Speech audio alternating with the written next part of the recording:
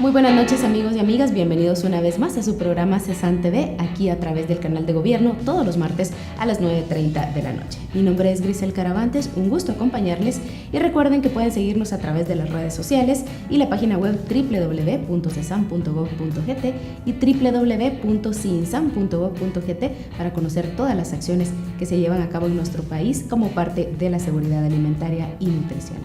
Hoy tenemos un tema muy especial y para abordarlo nos acompaña Elisa Colón. Ella es encargada de la Subcomisión de Agua y Saneamiento de la Estrategia Nacional para la Prevención de la Desnutrición Crónica en nuestro país. Así que le damos la bienvenida. Elisa, muy buenas noches. Gracias por acompañarnos. Buenas noches, Grisel. Encantada de estar en tu programa. Muchísimas gracias, Elisa. Antes de empezar, me gustaría que nos contara un poquito sobre su experiencia. Sabemos que es una vasta experiencia en el tema de agua y saneamiento, así que me gustaría que nos cuente un poquito acerca de todo ese trabajo que usted ha desarrollado. Muchas gracias, Grisel. Bueno, pues desde que salí de la universidad ya hace muchos años, trabajé mi tesis sobre el tema legal del agua y posteriormente me fui vinculando con distintos sectores, el sector riego, el sector de agua potable y saneamiento, y actualmente pues tengo una participación muy activa en esta subcomisión de agua y saneamiento para la estrategia de desnutrición crónica, que es un tema relevante para que esas medidas sean realmente efectivas y den los resultados que estamos esperando. Antes de empezar ya con el tema de la relación del agua y la estrategia, me gustaría que habláramos sobre el contexto de nuestro país. Guatemala tiene las capacidades naturales para producir o darse abasto con el agua para las personas, para la productividad económica, para el medio ambiente. ¿Tenemos esas capacidades? El capital natural de agua en Guatemala es amplio, es grande y se estima que está siendo aprovechado cerca de un 25% nada más. Es decir, que tenemos un 75% de capital disponible, pero no hemos desarrollado las capacidades de gestión, y al hablar de gestión estamos hablando de información, planificación, infraestructura pública por un lado, y por el otro lado tampoco tenemos las capacidades de gobernanza, no tenemos ni una ley general de aguas, que su objetivo fundamental sería hacer esa distribución entre los distintos sectores y gestionar riesgos y gestionar la contaminación, pero tampoco tenemos un sector de agua y saneamiento sólido a nivel nacional que tenga las atribuciones legales para conducir la prestación de los servicios que por mandato constitucional es responsabilidad de los municipios. Entonces, tenemos aquí, no tenemos una legislación sobre el tema de agua. Así es, no tenemos una legislación general sobre el tema del agua, entonces está en una zona gris los derechos, quién tiene derecho de acceder al agua, pero por supuesto que nadie está esperando a que salga la ley de aguas y todos utilizamos el agua. Por ejemplo, Ciudad de Guatemala pues abastece a la población que vivimos acá en parte con el Xayapixcayá, que es un agua que viene del área de Chimaltenango, y en parte con pozos perforados en el Valle de Guatemala. Y luego, pues, la mayoría de poblados utilizan, lógicamente, las aguas superficiales o subterráneas, dependiendo del lugar donde se localicen, y lo mismo sucede con los usos industriales y agrícolas. Cada quien, dependiendo de sus capacidades individuales, aprovecha el agua. Y hay una gran situación que se da en ese aspecto. Hemos visto, por ejemplo, muchas veces en medios de comunicación que hay una empresa, por ejemplo, que está tirando desechos a un río que pasa por ahí. Toda esa situación no está normada, entonces por eso se da tanta conflictividad en ese aspecto. Bueno, sí tenemos normados algunos aspectos de control de calidad del agua a través de un reglamento emitido por el organismo ejecutivo ya de hace más de 10 años, donde obligaba a los gobiernos locales y a todas las empresas a establecer plantas de tratamiento, porque lo que tenemos que ser realistas es que todos nosotros como individuos producimos desechos, y entonces nuestras autoridades locales están llamadas a hacer esas obras colectivas para disponer sanitariamente seguras de todas esas aguas residuales y esos desechos sólidos, y en eso tenemos un déficit altísimo. Prácticamente es la excepción de quienes cumplen con esa normativa de tratar las aguas residuales y no la regla general. Y ahí sí que todos, cuando yo digo todos, me refiero a todos los municipios y todas las empresas que generan aguas residuales, pero también nosotros como público tenemos que tomar conciencia que eso conlleva invertir y conlleva tener recursos para operar y mantener las plantas de tratamiento que tendrían que ser cubiertos con las tasas municipales que cada uno de nosotros pagáramos a nuestra autoridad local.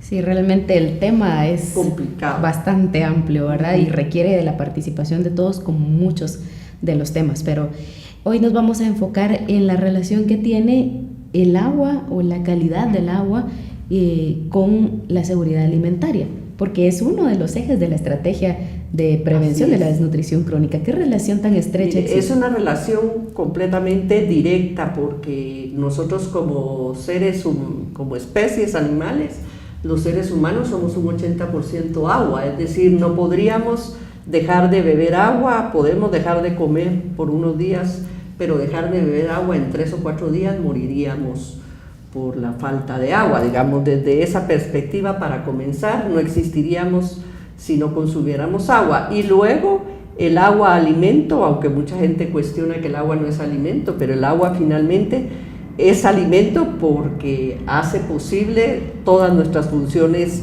fisiológicas naturales, y luego el agua es necesaria porque nuestra cultura es una cultura en donde uno se baña diariamente, donde uno cocina empleando agua, es decir, nuestra calidad de vida nos exige tener agua disponible para podernos bañar, para poder cocinar, digamos, nuestros alimentos. Pero más allá de eso, el otro vínculo con la seguridad alimentaria es la producción de alimentos. En un país como Guatemala, con índices de pobreza tan altos y con personas que dependen directamente de la producción agrícola de sus pequeños terrenos, también es fundamental que el Estado garantice el acceso al agua como mínimo para la producción de esos alimentos. Y ese eje nosotros no lo abordamos porque no es responsabilidad de CESAN, pero abordamos el vínculo entre el agua segura, o sea, agua apta para consumo humano, y la nutrición. ¿Y por qué se da ese vínculo? Porque si la calidad del agua no es buena, produce diarrea. Y si se produce diarrea, principalmente en los niños, que según los datos que yo he consultado son aproximadamente un promedio de 5 episodios de diarrea al año en los niños que no tienen acceso a agua segura, y eso significa 3 o 4 días de diarrea por cada episodio. Entonces los pocos nutrientes que estos niños obtienen se van a ir a través de la diarrea. Realmente es una situación importante, y precisamente por eso está la Subcomisión de Agua y Saneamiento. ¿Con qué otros actores trabaja la subcomisión en este aspecto? Bueno, en este tema de agua y saneamiento tenemos un reto enorme, porque la Constitución dice que son los municipios los responsables de prestar los servicios de agua y saneamiento en toda su circunscripción territorial, y lo mismo dice el Código Municipal, se lo atribuye como una función propia al municipio, es decir, no es delegable la responsabilidad de prestar los servicios. Y también el Código de Salud, en su capítulo sobre salud y ambiente, contiene disposiciones que norman, por un lado, que el Ministerio de Salud defina una política en materia de agua y saneamiento en conjunto con otras entidades nacionales para apoyar precisamente a los gobiernos locales, pero la mayor deficiencia la tenemos al nivel nacional, porque el Ministerio de Salud tiene la responsabilidad de la política y se ha emitido una política, pero no hay una entidad que acompañe a los municipios en el proceso de ejecutar la obra que se requiere, de dar asistencia técnica, administrativa y financiera para que ese trabajo se haga y se haga bien. El INFOM está por ley mandado a dar asistencia técnica, administrativa y financiera a los municipios en todos los ramos, pero en este caso, con el correr del tiempo, se fue cambiando la agenda, digamos, de INFOM, y no constituye hoy por hoy una prioridad. Entonces, a CESAN le cuesta muchísimo recomendar medidas y coordinar medidas desde el nivel nacional, precisamente por esas debilidades institucionales.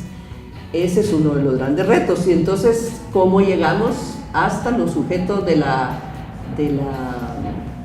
estrategia, que son mamás embarazadas y niños menores de 5 años? Tenemos que recorrer un trecho muy largo, que es a nivel nacional con estas entidades que le menciono, y al nivel local, por supuesto, con los municipios, con la Comusam, con los municipios y con los representantes de las comunidades, las familias y las madres. Entonces es un reto, pero que estamos buscando y luchando por recomendar las mejores medidas que sean viables y que contribuyan a que las medidas de la estrategia sean las esperadas.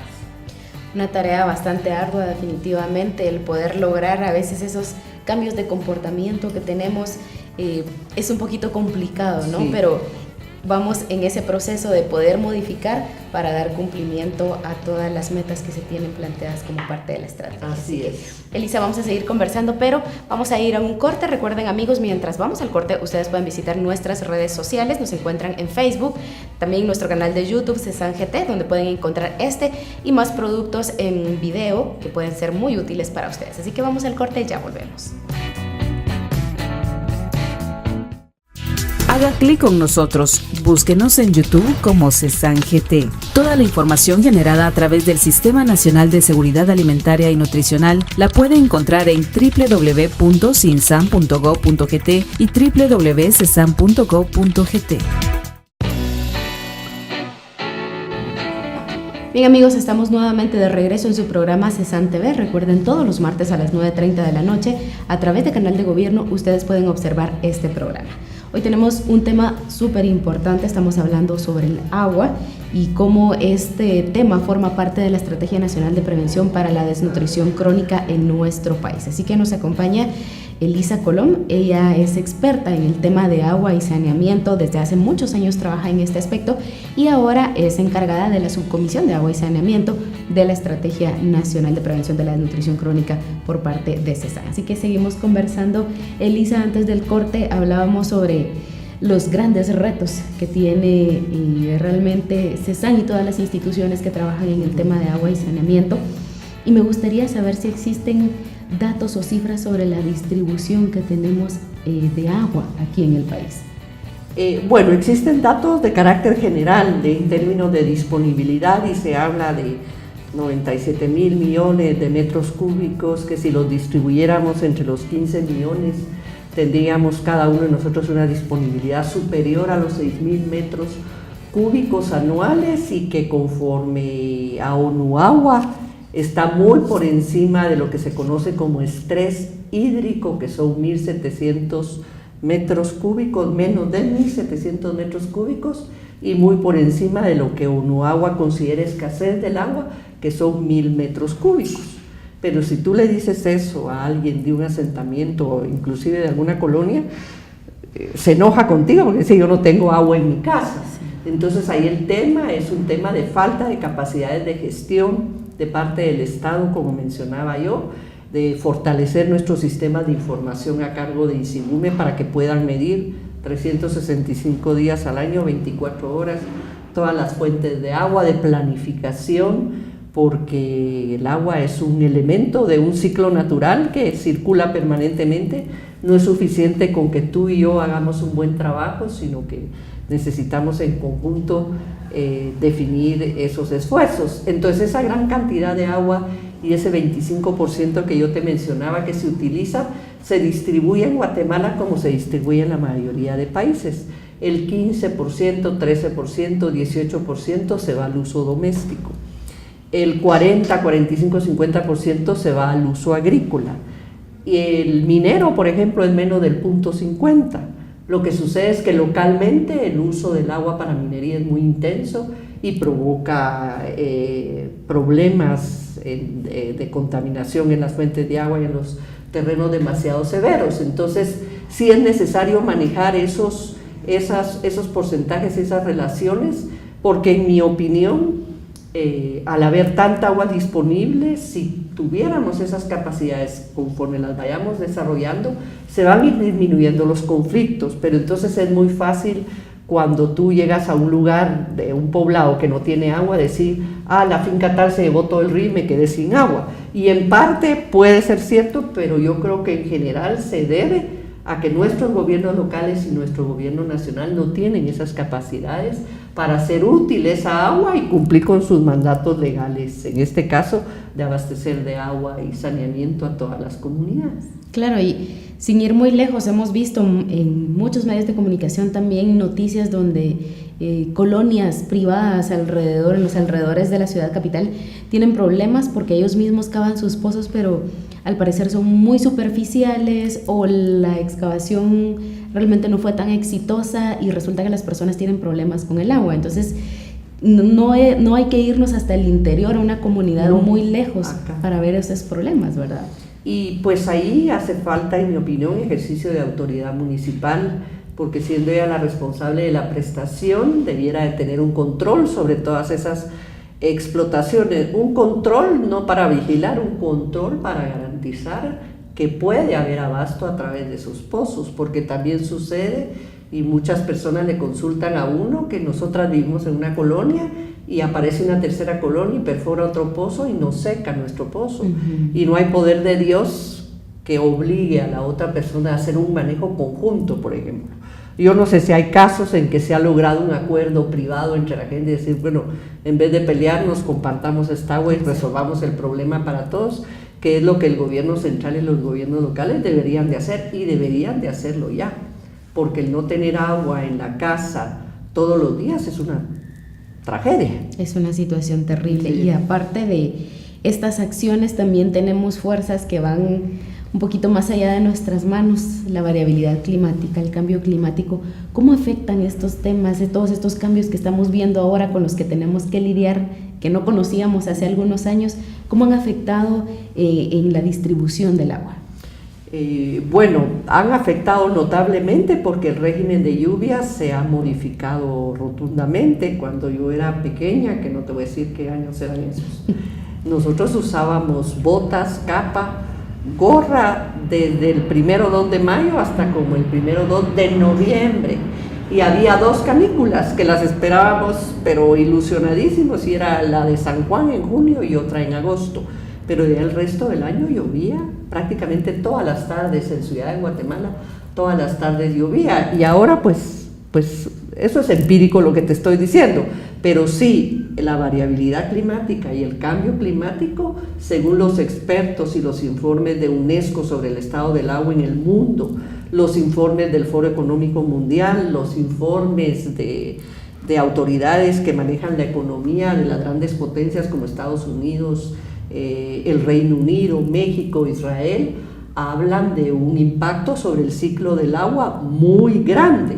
y este impacto se refleja en lluvia concentrada en menos días y en sequías más prolongadas.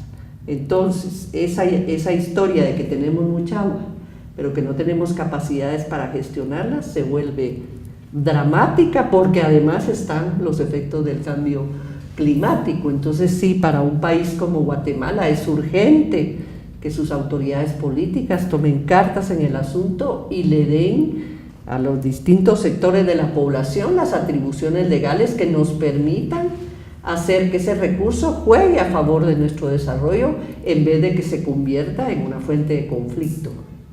Precisamente el objetivo 6 de los Objetivos de Desarrollo Sostenible habla sobre el garantizar el agua, y sus metas son bastante extensas, y habla sobre que todos tengamos agua, que el agua sea segura, que la distribución sea equitativa. Sí. ¿Qué hacemos en Guatemala para lograr ese objetivo, las metas de ese objetivo?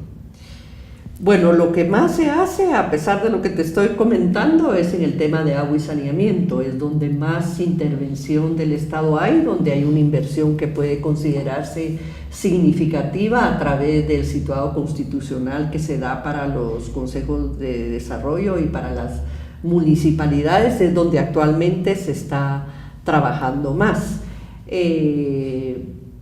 Luego, los otros esfuerzos que han habido han sido esfuerzos de proponer políticas de gobierno. Durante el gobierno del presidente Berger, a través de la Secretaría de Planificación y Programación de la Presidencia, se hizo un diagnóstico nacional del estado del agua y una propuesta de estrategia para empezar a abordar el tema desde el nivel nacional y promover, entre otras cosas, la emisión de una ley de aguas.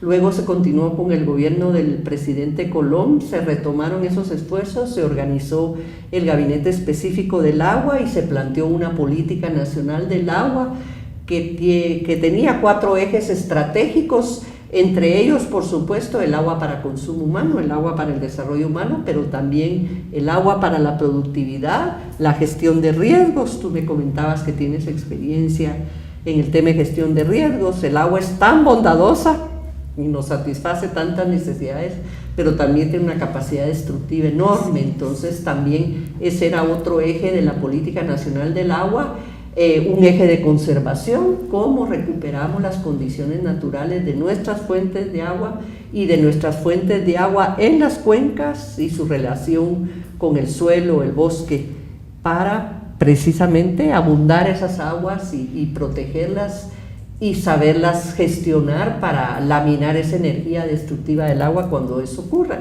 Y es interesante porque, a pesar de que los informes científicos del Panel Intergubernamental de Cambio Climático confirman que ha habido una modificación producida por el cambio climático, la posición geográfica de Guatemala y de Centroamérica está en el curso de los grandes eventos hidroclimatológicos, tanto los del Océano Pacífico con el Niño, la Niña, como los del Mar Caribe y el Océano Atlántico. Entonces, han habido eventos. Yo tengo un documento de 1543, si no recuerdo mal, cuando fue el gran alud que destruyó Ciudad Vieja, y eso se dio en la semana entre el 11 y el 17 de septiembre, que es la semana que históricamente más llueve en Guatemala. Entonces esos eventos se han dado, se están dando y se van a seguir dando. Entonces tenemos que aprender a vivir con ellos, y para vivir con ellos tenemos que tener buenas capacidades de gestión y gobernanza del agua. De acuerdo a los pronósticos que me imagino que ustedes van haciendo cada vez más acertados debido a los avances tecnológicos, a los alcances que pueden tener en materia de territorio, ¿cuál es el pronóstico? Si seguimos haciendo el uso del agua como lo estamos haciendo ahora, ¿cuál es el pronóstico para nuestro país? Bueno, eso es una apreciación personal, ¿verdad? No es de la Subcomisión de Agua y Saneamiento. Pues yo creo que si la tendencia sigue como va a ser de una alta conflictividad entre sectores por acceso al agua y una alta conflictividad entre la sociedad y la contaminación, y entre la sociedad y los impactos de los eventos extraordinarios del agua, ¿verdad? Y eso no lo podemos permitir, porque es completamente absurdo teniendo esa disponibilidad del agua, y además manejar el agua es una práctica cultural milenaria. En todos los países del mundo manejan el agua, y algunos con limitantes en cuanto a disponibilidad altísimos. Sudáfrica, por ejemplo, tiene un promedio de 800 milímetros de lluvia al año, nosotros tenemos uno de 4.000, y cuando uno ve las políticas de Sudáfrica, ellos dicen que no tienen escasez del agua. Y nosotros decimos que en el corredor seco hay escasez de agua porque hay 800 milímetros. Entonces, a nosotros nos hace falta jugar en las grandes ligas, asumir la responsabilidad del Estado y sus instituciones, el Congreso emitiendo leyes, el Ejecutivo ejecutándolas, pero también nosotros como público haciendo el individual un mejor uso del agua todos los días, en las ciudades pagando nuestras tasas por tener servicio de agua y servicio de recolección de aguas residuales. Imagínate si en tu casa no recogieran las aguas residuales, ¿dónde las pondrías? Sí, realmente es de tomar en cuenta todos esos aspectos y tomar nosotros la responsabilidad como seres humanos, porque sin agua no podemos vivir. Así es. Lastimosamente el tiempo se nos ha terminado, el tema es sumamente extenso, interesante, así que vamos a programar una próxima participación, pero por el momento me gustaría dejarle el tiempo para que usted se dirija a nuestros televidentes y que les brinde un mensaje para que todos nos concienticemos sobre la importancia del agua y cómo responsabilizarnos sobre su uso adecuado. Pues bueno, yo exhorto a todos nosotros los guatemaltecos a que apreciemos la disponibilidad natural del agua que tenemos, pero privilegiemos que esta agua llegue especialmente a los lugares más remotos y a los lugares donde las personas tienen mayor precariedad o menos oportunidades, que es lo que se asocia con la desnutrición. Es producto de una serie de factores, pero el que estas personas cuenten con un acceso a agua segura aliviaría hasta cierto punto esta problemática de la desnutrición, y en esa empresa pues tiene un rol muy importante CESAN, coordinando acciones desde lo nacional hasta lo local, pero también los gobiernos locales, los líderes comunitarios y las amas de casa. Muchísimas gracias, Elisa, por su participación, muy amable. Vamos a tomar en cuenta realmente esas recomendaciones para poner nuestro granito de arena todos y así contribuir en esta ardua labor que todos debemos de tomar parte, ¿verdad? Así que gracias, amigos y amigas, por habernos acompañado en este espacio. Así que recuerden ustedes, todos los martes a las 9:30 de la noche pueden sintonizar este programa a través del canal de gobierno. Y si quieren conocer más acerca de las acciones que se llevan a cabo como parte de la estrategia, no se olviden de visitar las redes sociales y nuestro sitio web www.cesan.gov.gt. Así que les deseamos una feliz noche. Nos vemos en la próxima.